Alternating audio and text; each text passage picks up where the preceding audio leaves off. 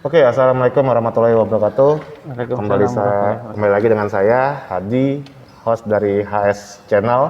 Hari ini kita kedatangan tamu, seorang konselor edik, ya, dengan lulusannya psikolog ya bro ya. Sarjana psikologi. Oh, sarjana psikologi, sorry. Jadi mungkin kita perkenalkan dulu, mungkin Bro Anwar bisa mengenalkan diri kepada Brances yang ada di luar sana. Oke, baik. Assalamualaikum warahmatullahi wabarakatuh. Nama saya Hairul Anwar. Saya sebagai konselor di Lembaga Rehabilitasi Pecandu Narkoba. Saya lulusan psikologi, sarjana psikologi lebih tepatnya, dan saya sudah mengalami banyak pengalaman ya menjadi konselor, terutama sebagai pelajaran bagi hidup saya ke depan. Oke, Brances, sekarang kita mau nanya nih sisi adiksi dari pandangan atau sisi psikologisnya ya. Oh iya. Oke. Bro Anwar, ada yang mau saya pertanyakan nih bro. Iya. Banyak pertanyaan dari Brances di luar sana yang masuk ke WA, ke komen dan segala macam, yang bertanya tentang apa sih peran psikologi dalam program rehabilitasi adiksi narkoba itu? Oke, baik, terima kasih pertanyaannya.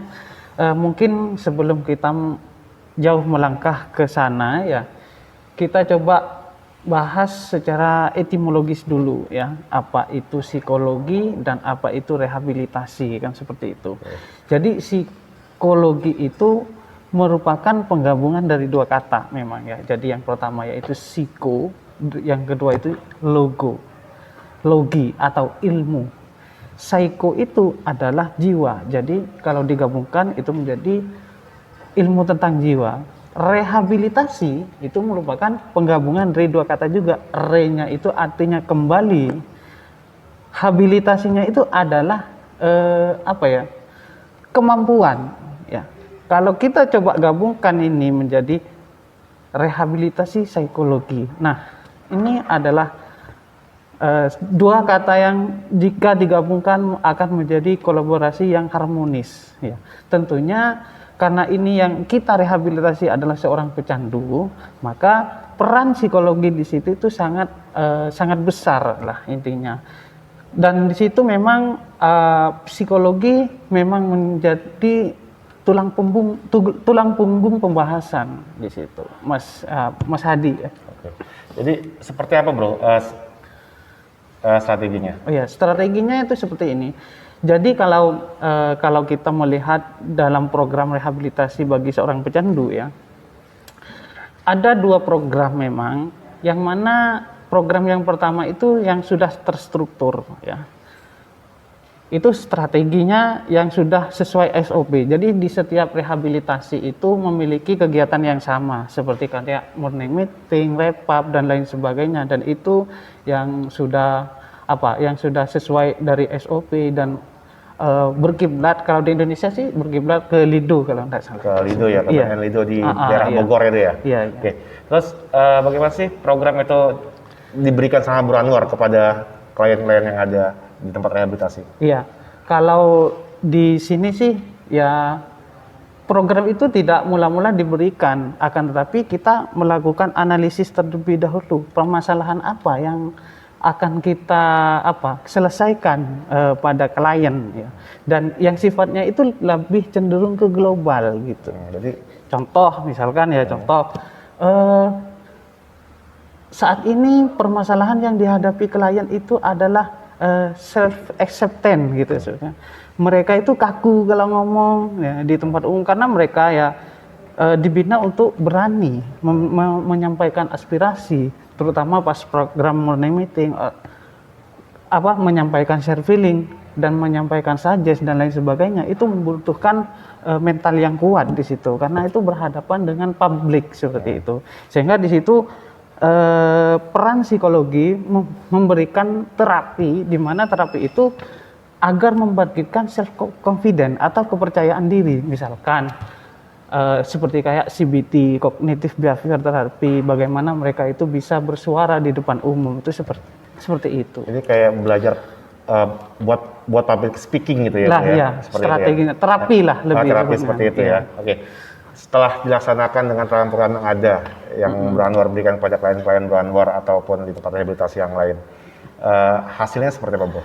Ya kalau kita bisa bicara masalah hasil ya, karena itu merupakan sebuah terapi dan itu betul-betul diactionkan, ya akhirnya lama-kelamaan mereka akan terbiasa. Nah, mereka akan membuka diri mereka, mencoba mereka menyampaikan dengan baik. Mereka mulai keterbukaan diri itu mulai keluar, karena mengingat mereka mungkin dulu yang ketika menjadi seorang pecandu ya sukanya sembunyi-sembunyi ya, atau mengintip dan lain sebagainya. Sementara di sini kita belajar keterbukaan diri. Disitulah peran psikologi dalam memberikan memberikan sumbangsih lah sebagai tulang punggung pembahasan di pagi hari ini. Oke, jadi sebenarnya pecandu itu yang tadinya feeling frozen gitu Bro ya, maksudnya perasaannya beku atau mati ya. Jadi dengan ada peran psikologi ini dia bisa setidaknya mencairkan perasaan itu. Di situ dinamakan dengan modifikasi perilaku. Jadi perilakunya itu dimodifikasi. Bagaimana seharusnya kita bertindak seperti itu. Yang tadinya tidak baik menjadi lebih baik gitu ya, Bro ya. Yang tadinya masih sering berbohong jadi bisa jujur gitu seperti itu. Atau beraninya bicara di belakang tapi sekarang tidak. Berani mereka menyampaikan di depan umum seperti itu. Terus udah berapa tahun nih, Bro? Kan Bro Anwar kayak yang saya tahu jadi konselornya udah lumayan lama ya, sudah tahunan ya? Iya, tahunan. Oke. Pengalamannya apa sih menjadi konselor adiksi ini? Pengalamannya itu ya bagi saya itu sangat banyak ya. Jadi seorang pecandu itu Mas, lahir dari berbagai profesi ya. Jadi di situ ketika diangkat sebuah konseling, ada yang supir truk ya kan, ada yang pedagang kaki lima ya kan, ada yang karyawan hotel dan lain sebagainya. Disitulah kita juga tukar ilmu di situ, dan itu sangat berharga bagi saya ya, karena saya bisa banyak mengetahui langsung belajar dari mereka.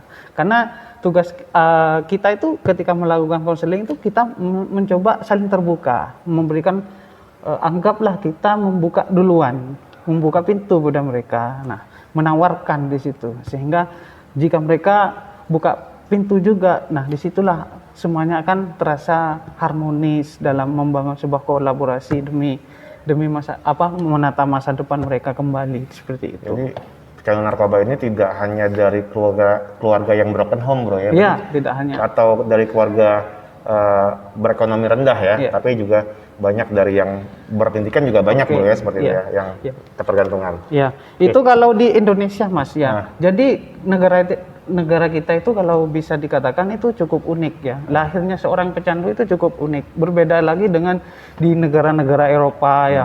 Mungkin mereka itu masalah pekerjaan yang tidak selesai, terus mereka frustasi, terus mereka lari ke narkoba atau pergaulan gitu. Akan tetapi sangat berbeda dengan negara kita. Ada yang tidak tahu baca tulis tapi dia paham sabu, kan ada kan? Ini kan sangat lucu kan kalau kita loh kok bisa loh, uang sabu itu dari luar negeri kok bisa dia nggak bisa baca tulis tapi dia pinter masalah sabu kan gitu kan? Itu kan keunikan yang luar biasa. Jadi motivasi mereka berangkat menjadi seorang pecandu itu sangat beragam di negeri kita. Dan jadi karena ada juga yang karena kebanyakan uang bingung uang mau diapain, akhirnya beli narkoba gitu untuk menghabiskan. Iya, bisa jadi itu. Jadi tidak hanya disebabkan oleh karena stres saja gitu. Apa saja sih Bro kelebihannya? Ya, kelebihannya ya. Kelebihan seorang konselor atau gimana? Kelebihan seorang konselor. Oh ya, itu tadi saya jelaskan bahwa banyak pengalaman yang didapat ya, karena kita meskipun saya statusnya sebagai seorang anggaplah bekerja ya, kita juga mendapatkan ilmu di situ, ilmu yang luar biasa ya. Kalau misalkan ada dulu ya klien saya tuh menjadi peternak ayam gitu, sehingga saya juga enak juga nih dicoba-coba, akhirnya sebagai anggaplah sampingan di situ. Selain kita itu juga memberikan peran kepada orang lain, kita juga bisa mendapatkan ilmu, dan ilmu kita bisa terapkan tersendiri, diambil yang baiknya seperti saling itu. Berbagi. Saling berbagi. Itu. Oke. Itu memang sangat nikmat kalau saling berbagi. Iya, ya. iya. Apa saja kekurangannya sebagai konselor? Nah ini kalau bicara masalah kekurangan ini yang paling berat Mas ya. Karena apa? Jadi karena seorang konselor itu kita tahu sendiri ya, banyak apa ya? Banyak memiliki klien ya. Nah, baik yang sudah keluar dari tempat rehabilitasi atau yang masih berada di sini dan keluarganya seorang residen dan ini membutuhkan waktu yang saya rasa 24 jam itu enggak cukup perharinya itu. Jadi diteleponin. Iya, mungkin butuh 50 jam baru cukup gitu ya. On call berarti ya? Lah ya On call. itu. Sehingga terkadang Mas itu terjadi bukan konflik sih. Perbedaan gap antara saya dengan keluarga saya. Iya. Cuman alhamdulillah sih kalau keluarga sih memahami, oh yang dia telepon bukan selingkuhannya kan gitu. Tapi memang ya kita harus pintar-pintar meyakinkan dulu ya.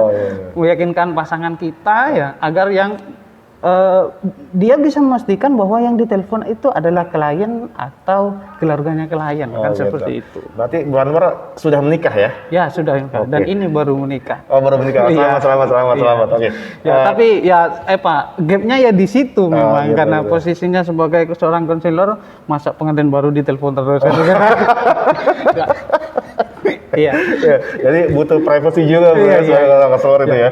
Butuh butuh self management ya di situ yang bagus di situ.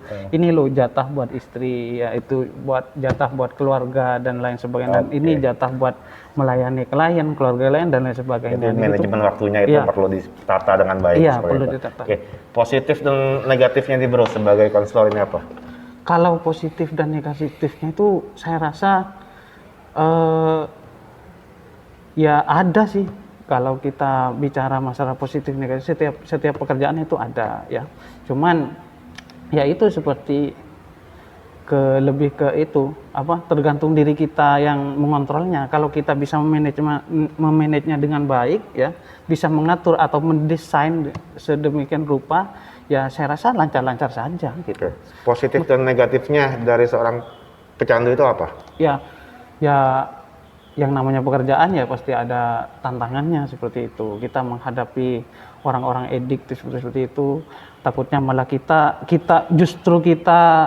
yang menjadi dimanfaatkan oleh mereka itu negatifnya itu di situ. Tapi kalau kita mampu merencanakan dan melaksanakan dengan baik, insya Allah itu akan malah menjadi sebuah peluang bagi kita untuk menciptakan hal-hal yang positif. Jadi hal yang negatif itu bisa melahirkan hal yang positif. Positif dari pemberitahuan yang baik ya, dari pembenahan tingkah laku seperti itu ya. Iya. Apa sih motivasi Bu Anwar ya kan untuk menjadi seorang konselor bagi seorang pecandu? Oke. Motivasi ya. Ini cukup berat pertanyaannya. Ketika saya melihat seseorang yang sedang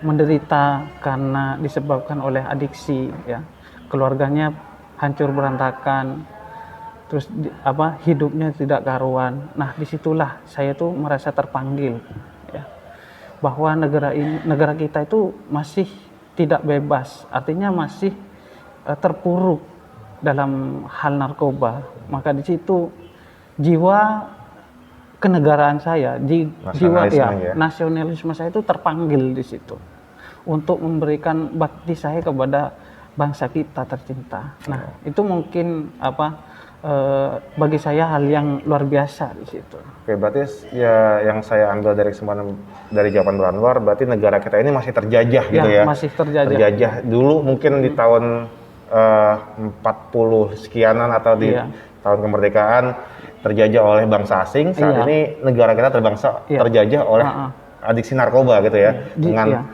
peredaran gelap narkoba banyak di mana-mana seperti itu. Dan disitulah jiwa pahlawan kita itu dipanggil di situ, yang menjadi motivasi sampai detik ini bagi saya. Jadi NKRI harga mati gitu. Oke.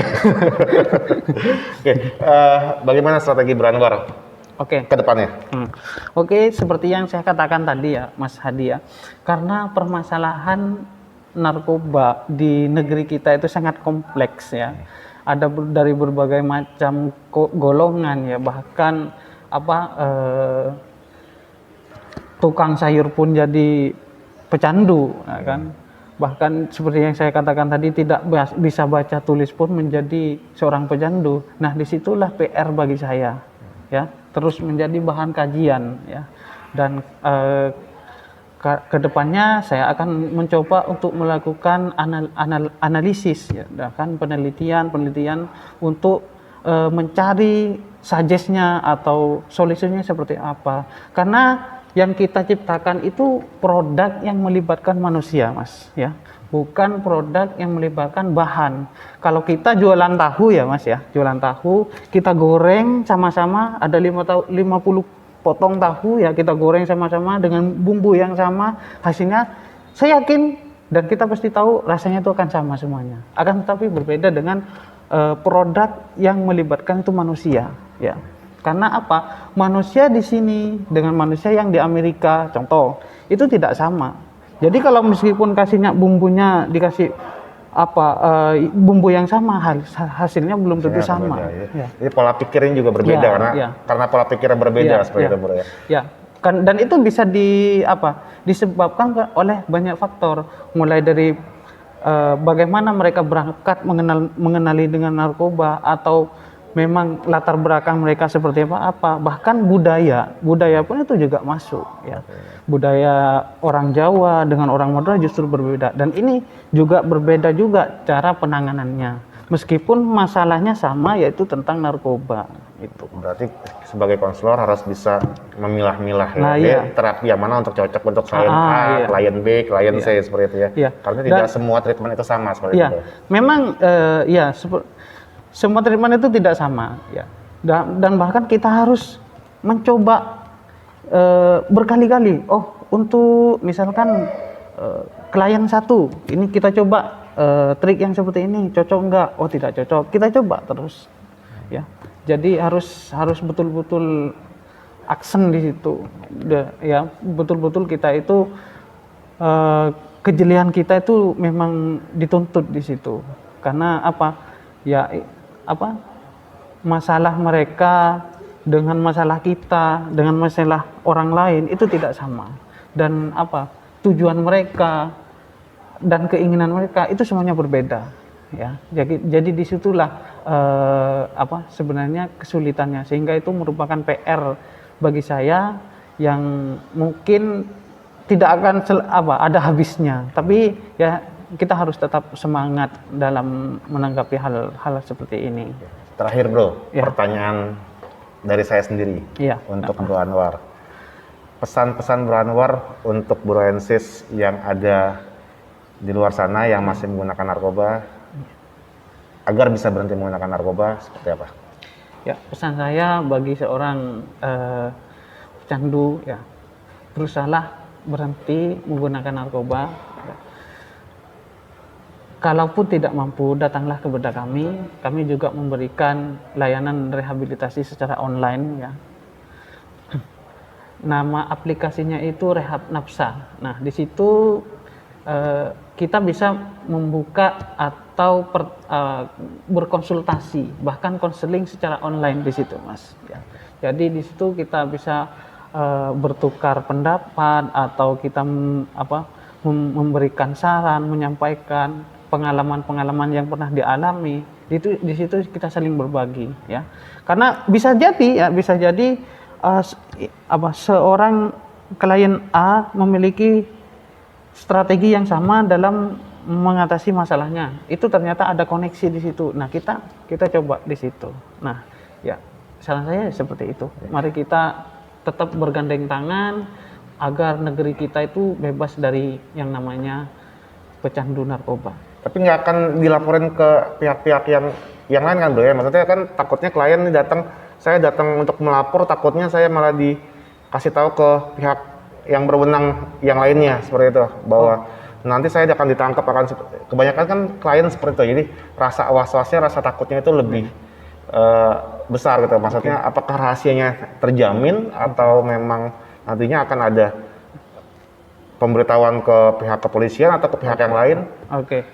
Yang pertama, kami itu membangun aplikasi itu dengan penuh kasih sayang, ya, bukan atas dasar dendam, ingin memberantas dan lain sebagainya. Akan tetapi kami memberikan sistemnya itu pertolongan, ya, dan kami menjamin sebuah kerahasiaan di aplikasi tersebut, ya. Dan itu aplikasi itu sudah resmi karena aplikasi itu yang meluncurkan adalah lembaga rehabilitasi Ghana Recovery yang ada di Kota Pamekasan. Oke. Terima kasih Bro Anwar. Ya. Selamat untuk menempuh hidup barunya. Maaf saya tidak bisa hadir waktu itu. Ya. Jadi ya semoga menjadi keluarga sakinah, mawaddah dan warohmah. Amin, amin. Ya. Oke, Bro Ansis, terima kasih. Seru sekali bincang-bincang saya dengan Bro Anwar. Ya. Mungkin kita ketemu lagi di lain hari dengan host yang sama, Hadi, ya, di HS Channel dengan bintang tamu yang berbeda. Jangan lupa Bro Ansis, like, comment, and subscribe di bawah ini. Oke, terima kasih. Ya. Wassalamualaikum warahmatullahi wabarakatuh. Waalaikumsalam warahmatullahi wabarakatuh.